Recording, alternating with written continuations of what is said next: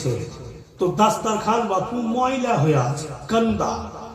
तो तीनोटा मेहमान बोलছে কোন ঘাটিয়া লোক मेहमान রেখে যখন হুঁশ নেই যে কাপড়টা পরিষ্কার করে বিছাই, একদম গান্দা কাপড় বিছিয়ে দিয়েছে। বাড়িওয়ালা শুনতে পেয়ে বলছে আমাকে ক্ষমা করুন, ভুল হয়েছে, আমাকে 10 মিনিট সময় দেন, আমি কাপড়টা পরিষ্কার করে বিছিয়ে দিচ্ছি। তো তিনটা মেহমান বলছে 10 মিনিট? ওকে ভিজাইবে কখন, ধুইবে কখন, শুকাইবে কবে, বিছাইবে কবে, খাবো ঠিক আছে বিছিয়ে দাও, এরপরে সাফ করলিও। বাড়িওয়ালা বলছে 5 মিনিট। বলে আরে 10 মিনিট তো ভরসা করতে পারে, ফের 5 মিনিট মানে ছাড়ো না। বাড়িওয়ালা বলছে 2 মিনিট।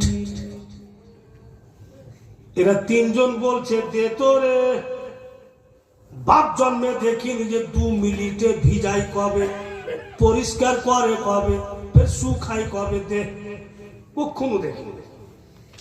ওদের সামনে কাপড়টা যা দস্তরখানকে উঠে দাও দাও করে আগুন জ্বলছে চুলাতে, বাড়িওয়ালা দস্তরখান ফেললো।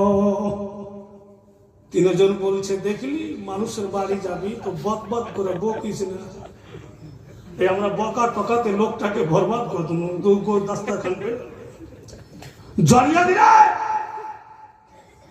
ওরা দেখতে আছে 2 মিনিটও হয়নি, একটা লোক নিল, যাই দস্তরখানকে উঠিয়ে এইভাবে ছেড়ে ওদের সামনে বিছিয়ে দিয়েছে। জোরে বলে যেমনই বিছিয়েছে দেখছে তো কাপড় পরিষ্কার, ময়ল নাই, ময়ল জ্বলে গেছে, কাপড় জ্বলেনি।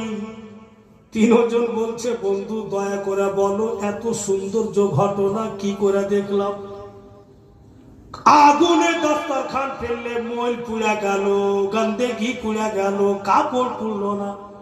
লোকটা বলছে গরিবের বাড়িতে আমার দয়ার নবী এসেছিলেন, এই দস্তরখানা উনার সামনে দিয়েছিলাম, হালকা উনি নাস্তা করে উনার শাহাদাত উংলি গুলো দস্তরখানাতে মুছে চলে গেছেন।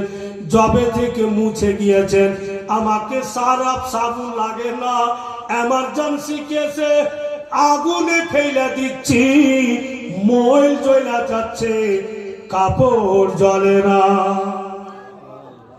ওই উংলি মুছা আছে কাপড় ইমাম হাসান। তো খানাতে বরকত হবে না?